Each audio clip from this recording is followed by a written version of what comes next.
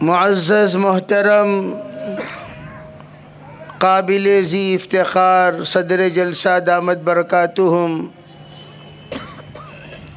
معزز معقر حضرات علماء کرام، اساتذہ عظام، بزرگان دین، اس مجلس کے اصل دلہا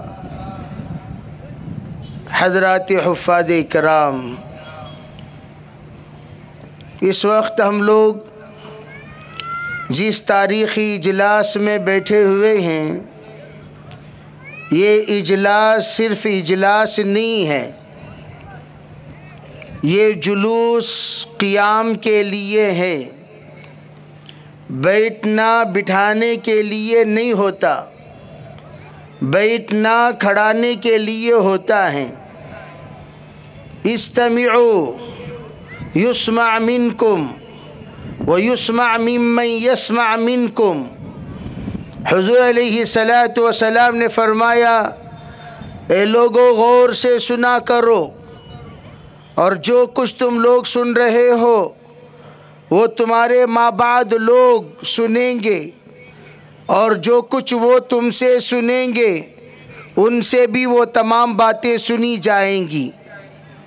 اس لیے یہاں جو پیغامات آپ حضرات کے سامنے دیے جائیں گے، وہ پیغامات یہ صرف لذت اذن اور سماعت کے لیے نہیں ہے، بلکہ یہ پیغامات وہ پیغامات ہیں جو اس وقت پورے عالم کے اعتبار سے اگر ہم اس کو تریاق کہیں تو بیجا نہ ہوگا۔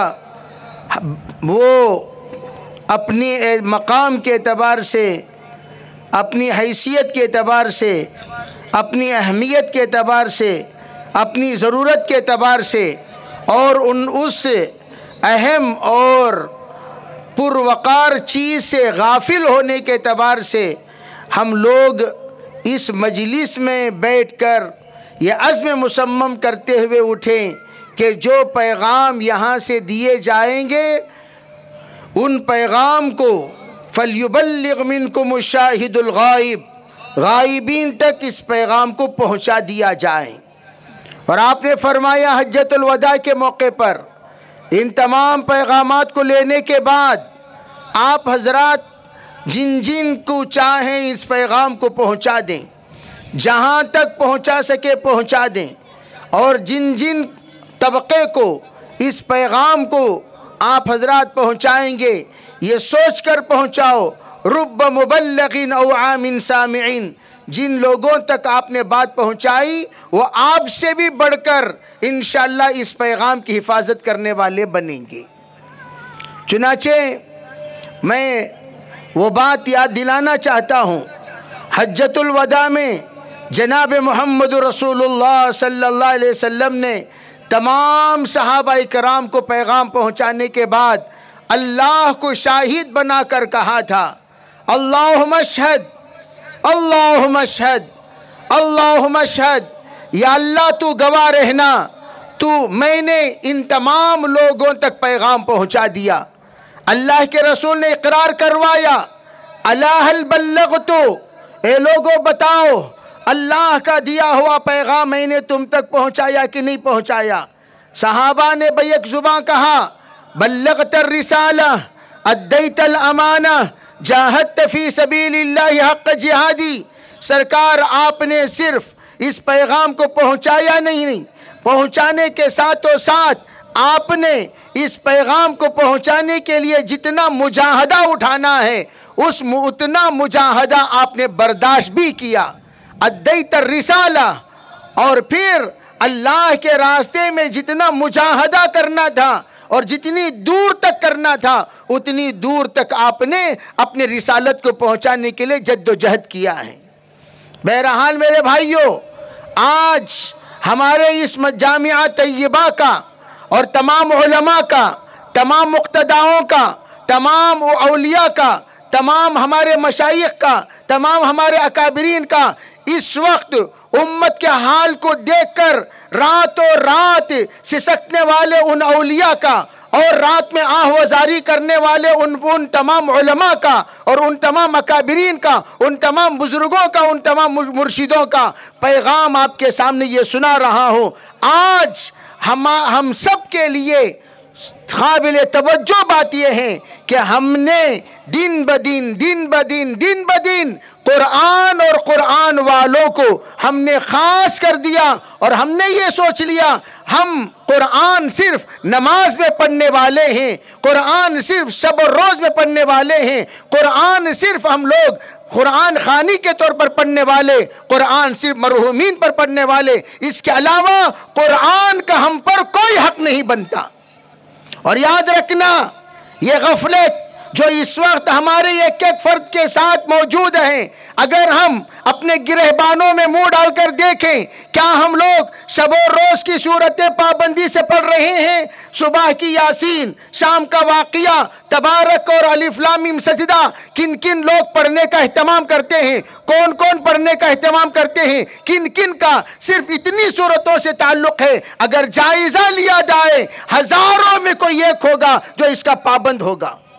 لیکن افسوس ہے، ہمارا ایک بڑا مجمع، اگر میں یوں کہوں 95% مجمع ہمارا وہ ہے جو قرآن آج تک پڑھنا نہیں جانتا۔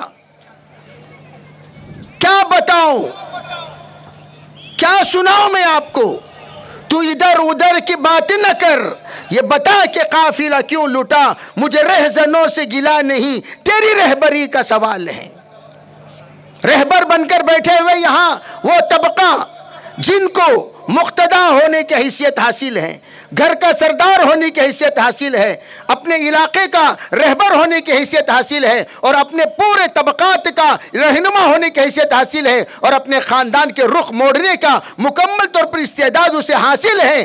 اس کے باوجود ہم کہاں جا رہے ہیں، کدھر جا رہے ہیں، کس طرف جا رہے ہیں، کیوں جا رہے ہیں، ہمیں کچھ نہیں پتا۔ جا رہے ہیں ہم نے یہ سوچ لیا، ارے بھئی ایک مدرسہ چلتا ہے، مدرسے کو سالانہ میں چندہ دیتا ہوں، اور یہ چندہ بہت بڑا احسان ہو گیا علماء پر، مدرسے پر، طلباء پر، فارغین پر، قرآن پر۔ چندہ دے کر توجہ، برا نہ مانو، آج ہمارا چندہ تکبرانہ ہو گیا۔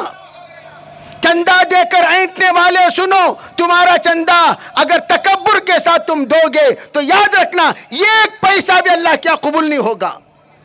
لن يقبل اللہ عملا الا ما كان له خالصا يبتغي به وجهه، فرمایا حضرت مفتی کفایت اللہ صاحب رحمت اللہ علیہ نے، ارے تم احسان مانو، تمہارے چندے قرآن کے تحفظ میں استعمال ہو رہے ہیں۔ احسان مانو، کسی نہ کسی طریقے سے قرآن کا ایک حصے دار تم بھی بن گئے، ورنہ تمہارا چندہ کہاں جاتا؟ وہاں جاتا جہاں سے قرآن کا کوئی تعلق نہیں، جہاں پر شریعت کا کوئی تعلق نہیں، جہاں پر دین کا کوئی تعلق نہیں، جہاں پر اسلام کا کوئی تعلق نہیں، جہاں پر علماء کا کوئی تعلق نہیں۔ جاؤ، جا کر وہاں دے دو چندہ، تمہیں وہ چندے پر کوئی ثواب ملنے کا، ثواب تو آپ کو صرف زکوٰۃ ادا کرنے کا مل جائے گا، لیکن ایصال ثواب کا، تحفظ دین کا، تحفظ شریعت کا، تحفظ قرآن کا، تحفظ اسلام کا، تحفظ دین کا ہرگز نہیں ملے گا۔ اسی لیے ہم کہتے ہیں آپ کو شکر گزار بننا چاہیے، میرا چندہ قرآن پڑھنے اور پڑھانے والوں نے قبول کر لیا۔ میں 100 میں ایک دو کو دیکھتا ہوں جو چندہ دینے کے بعد ہم ہی کہتے ہیں جزاک اللہ حضرت، جزاک اللہ آپ نے ہمارا چندہ قبول کیا، جزاک اللہ۔ وہ ایک نہیں، دو بار، دو نہیں 10 بار جزاک اللہ کہہ کر شکریہ ادا کرتے ہیں، لیکن بعض لوگ چندہ دے کر دل میں یہ سوچتے ہم نے احسان کیا۔ یہ نیت پہلے دماغوں سے نکالو، اور یہ بھی نکال دو تمہارے چندے پر ہی مدرسے نہیں چلتے۔ وَإِن تَوَلَّوْا يَسْتَبْدِلْ قَوْمًا غَيْرَكُمْ، اگر تم چندہ نہیں دو گے کوئی بات نہیں، پروردگار نے مدارس کے تحفظ کا اعلان کر دیا، شریعت کے تحفظ کا اعلان کر دیا، قرآن کے تحفظ کا اعلان کر دیا، صاحب قرآن کے تحفظ کا اعلان کر دیا، قرات کے تحفظ کا اعلان کر دیا، اور تفسیر کے تحفظ کا اعلان کر دیا۔ اِنَّا نَحْنُ نَزَّلْنَا الذِّكْرَ وَإِنَّا لَهُ لَحَافِظُونَ۔ جس کا اللہ بیڑا اٹھا لے، اس کا بیڑے کے اٹھانے کے لیے کسی اور کے اللہ تعالیٰ محتاج نہیں ہے، اللہ کسی اور سے بھی چندہ دلوا دے گا۔ ایک غیر میرے سامنے آ کر کہا میں اپنے خرچے سے 20 بچوں کا مدرسہ چلاتا ہوں، لیکن میرا مسلمان دوست بڑا اچھے اخلاق والا، بڑی اچھی عادتوں والا، اس کو میں نے پریشان دیکھا۔ میں نے پوچھا کیا بات ہے دوست، کیوں پریشان ہے؟ کہا ایسی بات ہے، میرا ایک مدرسہ ہے۔ اس نے کہا کوئی فکر نہ کر، میرا پیسہ حلال پیسہ، یعنی ہماری شریعت کے اعتبار سے کاروبار کرتا ہے وہ، سود کا اور حرام کا نہیں، حلال پیسہ۔ کہا یہ پیسے میں دیتا ہوں ڈونیشن کے طور پر، اور لے تو مدرسہ چلا۔ کہا یہ پورا مدرسہ اس بندے کے توجہ پر چل رہا ہے۔ ان اللہ یؤید دینہ برجل فاجر، اللہ اپنا دین کا کام فاجروں سے بھی لے لیتا ہے۔ اس لیے کبھی یہ ہمارے شاگرد رشید نے ایک اعلان کیا، بھئی آپ حضرات کچھ نہ کچھ نوازتے، بھئی تو ہمت، اور آپ کے 10 روپے سے ہمارا کچھ بن جاتا نہیں ہے، تمہارا بنتا ہے۔ ایک سیٹھ صاحب آئے، دیکھیں اصل بات تو حضرت کریں گے، میں چند باتیں اپنے جذبات کے طور پر بتا دینا۔ میں کبھی عنوان طے کر کے نہیں بیٹھتا، یاد رکھو، اور نہ کسی سے سن کر عنوان طے کرتا ہوں، اور عنوان جو اللہ میرے ذہن میں ڈالے اسی عنوان پر بات کرتا ہوں۔ تو اس لیے پتہ نہیں یہاں پر آتے ہی میں نے آج تک کے عنوان پر گفتگو نہیں کیا، یہاں کیوں کر رہا ہوں؟ فیہ نظرن، کچھ تو ہے جس کی پردہ داری بے خودی بے سبب نہیں غالب۔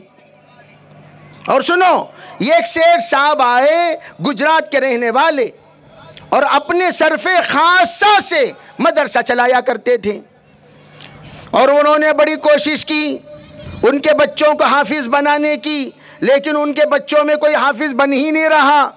حضرت قاری محمد طیب صاحب علیہ الرحمہ سے ملاقات ہوئی، حضرت سے کہا حضرت میں صرف خاصہ سے ماشاءاللہ آپ گجرات جا کر دیکھیے، اکیلا آدمی پورے مدرسے کا خرچہ سنبھالتا ہے، جائیے جا کر دیکھیے۔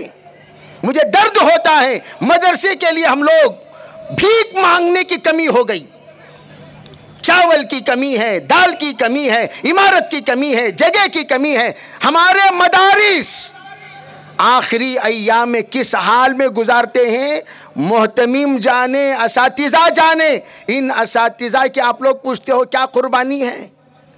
آپ لوگ پوچھتے ہو کیا قربانی ہے؟ ایک ایک دن قربانی ہے، ایک ایک دن قربانی ہے۔ یہ اساتذہ اپنے اس تنخواہ پر اپنا جینا چلاتے ہیں جتنے پیسے تمہارے گھر کے دودھ کا ہوتا ہے۔ اٹھا کر دیکھو مدارس کی تنخواہ کی حالت کیا ہے۔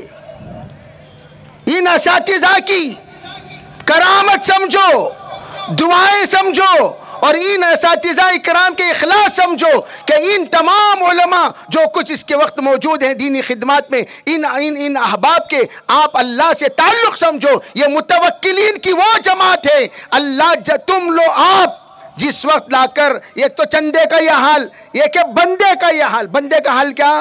تمہارے گھر کا سب سے بڑا شریر، گھر میں جس سے نانا بھی تنگ ہو، دادا بھی تنگ ہو، ماں بھی تنگ ہو، خاندان تنگ ہو، گلی تنگ ہو، محلے والے تنگ ہو، لے جا کر مدرسے میں ڈالنے کے لیے لے آتے ہو۔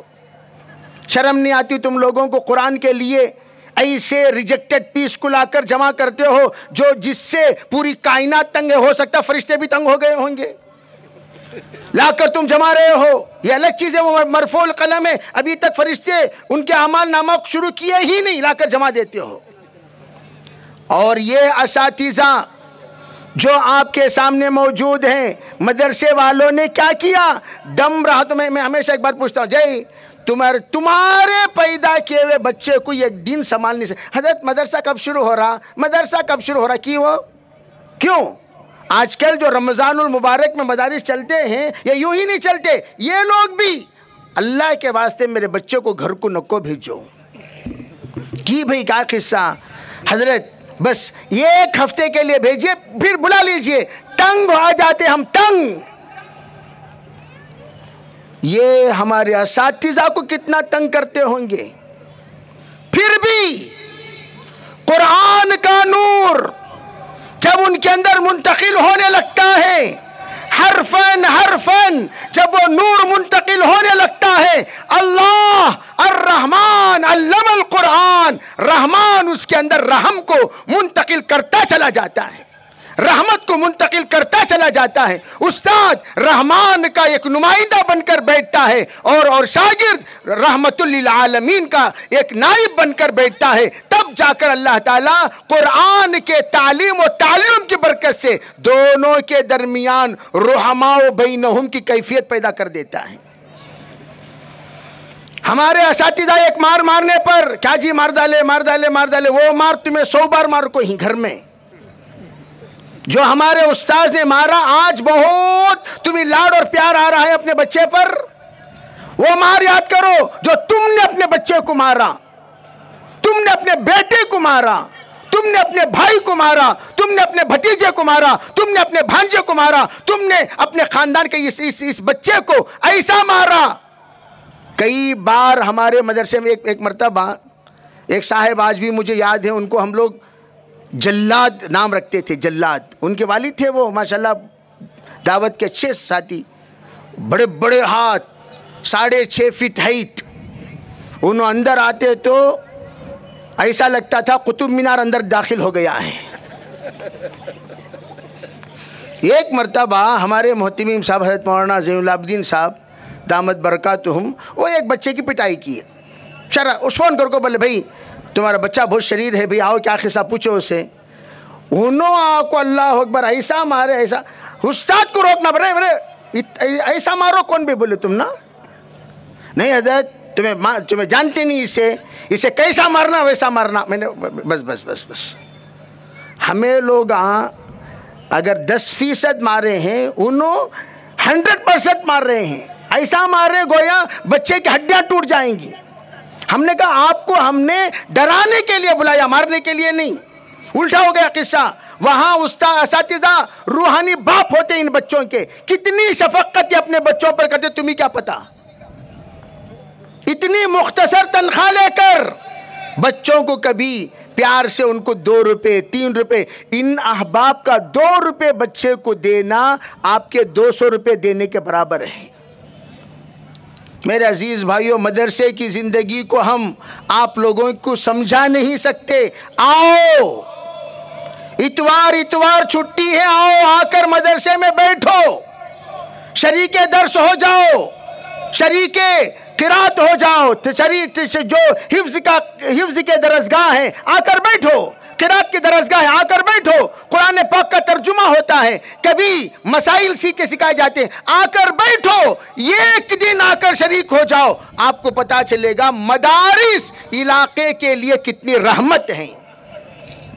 بلکہ میں تو بلا مبالغہ یہ بات کہہ سکتا ہوں، ہندوستان میں وہ تمام گناہ جو کچھ ان ممالک میں ہو رہے ہیں جہاں پر اس وقت وہ لوگ عذاب کے مستحق ہو گئے، وہ تمام گناہ ہندوستان میں بھی ہو رہے ہیں.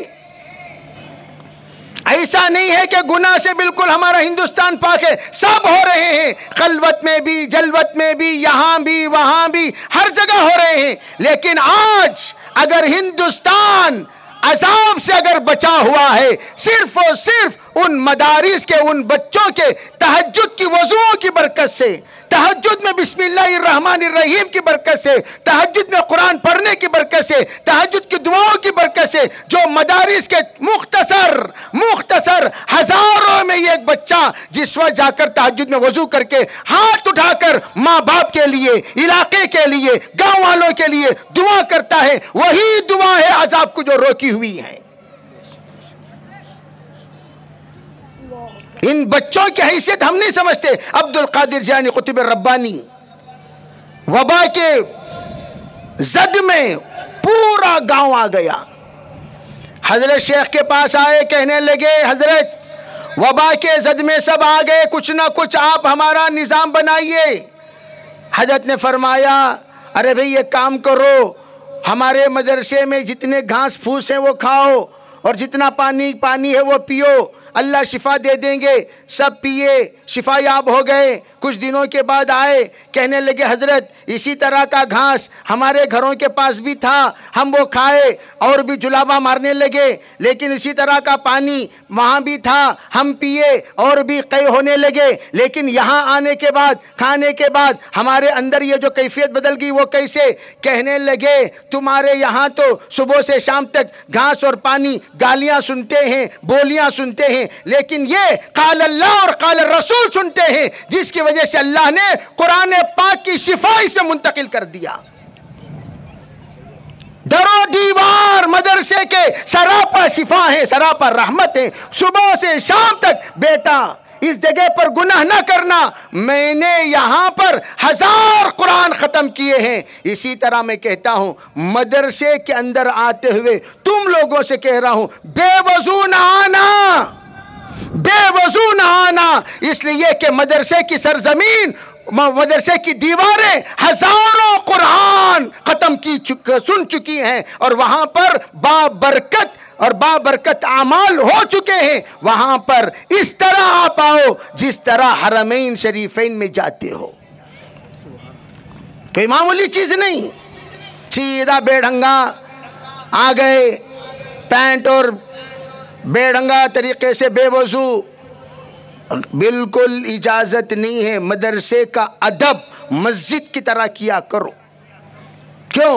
مدرسے قرآن کی برکت سے مقدس، محترم، معقر بن چکے ہیں۔ اللہ جہاں پر قرآن کو بلائے گا وہاں پر اللہ مدرسے کو بھی بلائے گا، حشر کے میدان میں شاہد بنا کر، یومئذ تحدث اخبارها بان ربک اوحی لها۔ حضور سے پوچھا گیا حضور اس آیت کا مطلب؟ کہا جو بندہ جس جگہ پر جو عمل کرتا ہے اللہ اس جگہ کو شاہد بنا کر حشر کے میدان میں بلائے گا، اللہ بلائیں گے۔ یہ تم نہ چندہ دیتا تھا، اگر کو بول رہا نہ صحیح کیا دیتا تھا، 1000 آدمیوں کو بول کو دکھاتا تھا، جا با تیرا چندہ کینسل، جا دیتا تھا، خاموش رہتا تھا۔ محتمیم صاحب کے کان میں آ کر اور کیا تبھی چاول کے موٹے ذرا ہونا کو تو خالی مسکال دیو مولانا، بس سے کال بھی کرنے کی ضرورت نہیں۔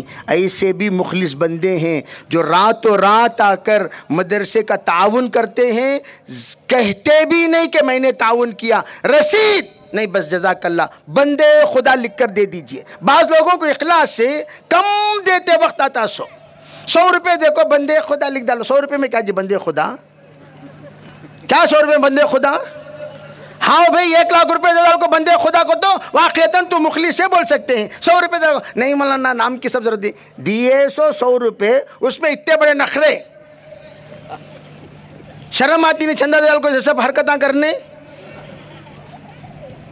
میں اس لیے عرض کرنا چاہتا ہوں میرے عزیز بھائیو، اللہ کے لیے نیت کرو، جب تک ہمارے دم میں دم ہے انشاءاللہ قرآن کی حفاظت کے لیے نسلوں کو ہم انشاءاللہ قربان کر دیں گے۔ ارے کرو گے نیت؟ یہاں سے آواز آ رہی، یہاں سے نہیں آ رہی، کرو گے بھائی نیت؟ اور میں ہمیشہ ایک بات کہا کرتا ہوں، اسکول میں لے کر جلسہ کرتے ہیں، ایک ایک بچے کے پاس لے کر اور مدرسے کے جلسوں میں مخلص چند بندے ہوتے ہیں، وہ خود اپنے صرف خاصہ سے کون چندہ کرتے مدرسے میں کبھی بھی آپ کو بتایا نہیں جاتا، وہ کہتے ہیں بھئی ہمارے طرف سے اتنا، ہمارے طرف سے اتنا، ان مخصوص بندوں کے ذریعے سے مدرسے میں ہر کام وجود میں آتا ہے۔ پھر اس کے بعد اور ان مخلصین کی برکت سے اللہ تعالیٰ مدرسے کو ہمیشہ دینے والا، جلسے میں آتے ہیں تب بھی کھانا کا انتظام ہو جاتا ہے، کوئی جلسے میں آتے ہیں دعاؤں کا انتظام ہو گیا، جلسے میں آتے ہیں پانی کا انتظام ہو گیا، جلسے میں آتے ہیں چلو بھائی آپ حضرات کے لیے بیٹھنے کا انتظام ہو گیا۔ ہمارے پاس کوئی بھی یہاں پر ہر آنے والے سے لینا نہیں، لیکن ہر آنے والا یہ عزم کریں ہمارے بس میں جو ہے وہ انشاءاللہ ہم مدارس کو دیتے رہیں گے، اتنا دیں گے۔ میں ہمیشہ کہا کرتا ہوں ہمارے نظروں کے سامنے جو ادارے ہیں، توجہ سے سمجھو، ان اداروں کو خوب دو۔ کیوں؟ تمہاری نظروں کے سامنے ادارے ہیں، آ کر دیکھو اس ادارے کی ضرورت کیا ہے، اس ادارے کی ضرورت کیا ہے، اس ادارے کی ضرورت کیا ہے۔ حضرت ابو حنیفہ رحمۃ اللہ علیہ سے پوچھا گیا، حضرت بتائیے اولیاء اللہ سے ملنے کے لیے کہاں جاؤں؟ حضرت نے فرمایا قرآن پڑھنے اور پڑھانے والوں میں جایا کرو، وہاں پر تمہیں اللہ کے ولیوں سے ملاقات ہوگی۔ اور خود حدیث پاک میں ہے جتنا بندہ قرآن پڑھنے اور پڑھانے میں لگا رہتا ہے اتنا وہ اللہ کی قربت میں، اللہ کی بالکل نزدیک چلا جاتا ہے۔ اس لیے میرے عزیز بھائیوں، میں آپ سب سے گزارش کرتا ہوں، ماشاءاللہ اللہ کے فضل و کرم سے اللہ نے ہمارے اس علاقے کو ایک ادارہ دیا۔ یہ ادارہ انتہائی محترم اور مقدس ادارہ، اور اس کا نام طیبہ نام رکھا گیا۔ تو طیبہ، سب سے پہلے کلمہ بھی طیبہ ہے، کلمۃ طیبۃ مثل کلمۃ طیبۃ کشجرۃ طیبہ اصلھا ثابت۔ قرآن پاک میں ایمان والا جو کلمہ پڑھ رہا ہے اس کلمے کا نام کلمہ طیبہ نام رکھا گیا، تو اسی نام سے اس کو بھی یہاں طیبہ نام رکھے۔ دوسری بات، جیسے کہ میں نے کہا قاری محمد طیب صاحب رحمت اللہ علیہ کی طرف منسوب ہوتے ہوئے بھی وہ طیبہ نام رکھا گیا ہے۔ تو میں آپ کو یہ بتا رہا تھا واقعہ، حضرت سے آ کر یہ پوچھا، میں چندہ تو دیتا ہوں، مدرسہ خود چلا رہا ہوں، نسلوں میں حفاظ نہیں، میں کیا کروں؟ حضرت نے پوچھا آپ جب جاتے ہیں اساتذہ کو تنخواہ دینے کے لیے کیا نظام ہوتا ہے، کیا ترتیب ہوتی ہے، بتائیے۔ میری ایک آفس ہے، آفس میں سب کو بلاتا ہوں، سب لوگ آفس میں جمع ہوتے ہیں، پھر اس کے بعد میں ان کے سامنے تنخواہ دیتا ہوں۔ تو حضرت نے فرمایا معذرت کے ساتھ ایک بات عرض کروں، استاد شاگردوں کو بلائے، عالم کو بلائے، یہ الگ بات ہے، لیکن ہم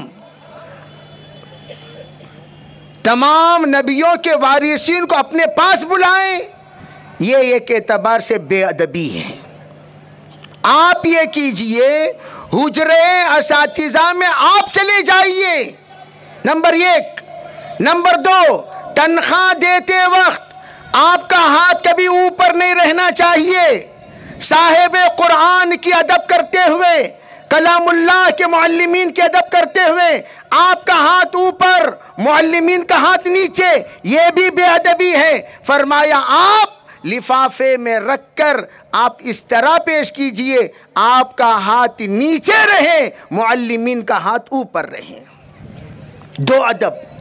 تیسرا ادب، چپکے سے آپ قرآن کے مدرسین کے جوتے سیدھے کر لیا کریں، چپکے سے آپ قرآن پڑھانے والوں کے جوتے سیدھے کر لیا کریں، یہ نیت سے کریں، اے پروردگار میں قرآن والے کا ادب کر رہا ہوں، نسلوں میں تو قرآن والا پیدا کر۔ چنانچہ وہ سیٹھ صاحب جو ایک عرصے دراز تک ماشاءاللہ قرآن اور قرآن والوں کی خدمت کرتے تھے، وہ کہتے ہیں میں ایسا کرنا شروع کیا، 10 سال کا عرصہ گزرا، حضرت والا سے میں نے کارگزاری جا کر سنائی، الحمدللہ ثم الحمدللہ، آج میرے خاندان میں 60 حفاظ موجود ہیں۔ میرے بھائیوں، حضرت تھانوی کی ایک بات، حضرت والا تشریف لا چکے، اس لیے مختصر اپنی بات عرض کر کے میں بھی مشتاق ہوں، آپ حضرات بھی مشتاق ہیں، انشاءاللہ ہم سب بغور حضرت کی بات سماعت کریں گے۔ میں یہ عرض کر رہا تھا، حضرت تھانوی نے فرمایا سب سے منحوس خاندان وہ خاندان ہے جس خاندان میں کوئی بھی وارث نبی نہ ہو، کوئی بھی وارث نبی نہ ہو۔ سب سے منحوس خاندان، سب سے بدترین خاندان وہ خاندان جس میں وارث نبی نہ ہو، قرآن نہ ہو، قرآن والا نہ ہو، صاحب قرآن نہ ہو، حافظ قرآن نہ ہو، یہ بدترین، عامل قرآن نہ ہو، داعی قرآن نہ ہو، یہ بدترین خاندان ہے۔ اس لیے میں عرض کرنا چاہتا ہوں، ارے بھئی چندہ تو آپ دے ہی رہے ہیں اور دیں گے بھی انشاءاللہ، لیکن اس کے ساتھ ساتھ بندہ بھی دیں، خالی چندہ نہیں، بندہ، اور ایسا بندہ دیں جیسے کہتے ہیں، جیسے کہ میں نے کہا کہ بھئی بہترین حافظ چاہیے، بہترین قاری چاہیے، نہیں جی، لیلکا کو دیے سو سکرات کی میٹیریل جو لا کر طلبہ جمائے نا، وہ طلبہ ہیں جن کو اسکول والے ریجیکٹ کر دیے، گھر والے ریجیکٹ کر دیے، ٹیوشن والے ریجیکٹ کر دیے، مکتب والے ریجیکٹ کر دیے، ان کو لا کر آپ نے مدرسے میں داخل کیا۔ یہ معجزے قرآن ہے اور معجزے صاحب قرآن ہے، جو اساتذہ ہیں ان کی کرامت سمجھو اور قرآن کا معجزہ سمجھو، اللہ کے رسول کی دعا سمجھو۔ ایسے جن کو تم لوگوں نے نالائق سمجھا، اللہ نے لائق بنا کر بٹھا دیا، اللہ نے لائق بنا کر بٹھا دیا۔ وآخرین منہم لما یلحقوا بہم، یہ وہ جماعت ہے جو سلسلے نبوت سے، سلسلے قرآن سے، سلسلے صاحب قرآن سے، سلسلے رحمانی سے، الرحمن علم القرآن سے ان کا رشتہ جڑ گیا۔ یہ انتہائی مقدس اور متبرک اور محترم ہے، اسی لیے کہا تبرک بالقرآن، جہاں پر قرآن سے برکت حاصل کرنے کا حکم دیا گیا وہاں فرمایا حافظ قرآن کو بھی اپنے گھر میں بلایا کرو، حافظ قرآن اپنے گھر میں رکھا کرو۔ حافظ قرآن، میں نے تو ہمیشہ کہا کر رہا ہوں، ارے بھائی خود کی اولاد عالم نہیں بن سکی، خود کی اولاد اگر حافظ نہیں بن سکی کوئی بات نہیں، اللہ نے ایک دوسرا آپشن دیا، دوسرا آپشن۔ وہ آپشن کیا ہے؟ خود کا بیٹا حافظ نہیں بن سکا کوئی بات نہیں، داماد کو تو حافظ لا سکتے ہیں، عربی لا سکتے کہ نہیں لا سکتے؟ داماد کو تو عالم لا سکتے ہیں۔ اور سنو، مال کے بارے میں جب ہمارا خیال آتا ہے تو میں نے وہ حدیث پڑھ دی، جناب رسول اللہ صلی اللہ علیہ وسلم نے فرمایا ارے بھئی تیرے پاس نہ انگوٹھی ہے نہ کپڑا ہے، قرآن ہے؟ کہا جی ہاں ہے۔ فرمایا وہ قرآن کو رکھ کر میں تیرا نکاح کر رہا ہوں۔ قرآن کو حضور نے مہر بنا دیا، تو اس سے استدلال کیا بے قرآن یہ آ کر متمول بھی ہے، مال بھی بننے کا لائق ہے قرآن۔ تو قرآن اس کے سلسلے میں فقہاء نے ایک عجیب وضاحت فرمائی، یہاں موقع نہیں ہے، بس میں اتنی بات بتانا چاہتا ہوں، حافظ قرآن، حافظ قرآن جس گھر میں داماد بن کر چلا جائے، آپ کو حضرت بھی ہمارے ہمیشہ کہا کرتے ہیں ارے بھئی جس جگہ علماء اکرام کو اللہ خود یعقوب صاحب رحمۃ اللہ علیہ کی قسم ہے، فرمایا جو بندہ اپنے ہاتھ میں قرآن اٹھا لے اور قرآن کے لیے اپنے آپ کو وقف کر دے، اللہ کبھی بھوکا نہیں سلائے گا۔ پورے دنیا میں مختلف قسم کے آپ کے سامنے کارگزاریاں آئی ہوں گی، لیکن وَمَن يَتَوَكَّلْ عَلَى اللَّهِ فَهُوَ حَسْبُهُ، اگر اللہ پر توکل کرتے ہوئے کوئی بندہ اللہ کے کلام سے جڑ جاتا ہے، اللہ کی خصوصی مددیں اس کے ساتھ شامل حال ہو جاتی ہیں۔ اس لیے میرے بھائیوں میں عرض کرنا چاہتا ہوں کہ اپنے گھر میں جو بچے موجود ہیں، نواسا ہے، پوترا ہے، بھانجا ہے، بھتیجا ہے، حضرت نیر ربانی صاحب رحمۃ اللہ علیہ ایک بار بڑے حضرت کے پاس ایک بچے کو لے کر آئے، حضرت یہ بچے کا داخلہ، حضرت دیکھے وہ بچہ ڈھنگ سے کھڑ ہی نہیں رہا ہے، جہاں پر نہیں دیکھنا وہاں سب دیکھ رہا ہے، اس کی نہ نظریں صحیح، نہ حرکتیں صحیح، نہ اس کا قیام صحیح، نہ اس کے شکل صحیح، نہ وہ بندے کا کپڑا، نہ اس کے کپڑے صحیح۔ حضرت پوچھے جی اسے نمہانس کو بلا لگ جا کو دکھایا نہیں کیا؟ جی نمہانس کسے کہتے ہیں؟ ارے بھئی نمہانس کسے کہتے ہیں؟ پاگلوں کا ہاسپٹل، جن لوگوں کا دماغ خراب ہوتا ہے وہاں علاج کے لے جاتے ہیں، تو ان کے ذمہ دار جو لے کر تشریف لائے تھے وہ کہہ رہے نہیں حضرت وہاں بھی اس کا علاج نہیں ہوتا، بول ڈال لے۔ تو مدرسے کو لا کر ایسے بچے کو جما رہے ہو جس کا علاج نمہانس میں نہیں ہوتا، یہاں ہوتا ہے۔ اس طرح کا ہمارا دماغ ہو گیا۔ اس لیے میں آپ سے یہ عرض کرنا چاہتا ہوں، ماشاءاللہ آپ اس بات کی کوشش کریں کہ اللہ رب العزت جو ہمیں دیا ہے ہم مدرسے کو انشاءاللہ دیتے رہیں گے۔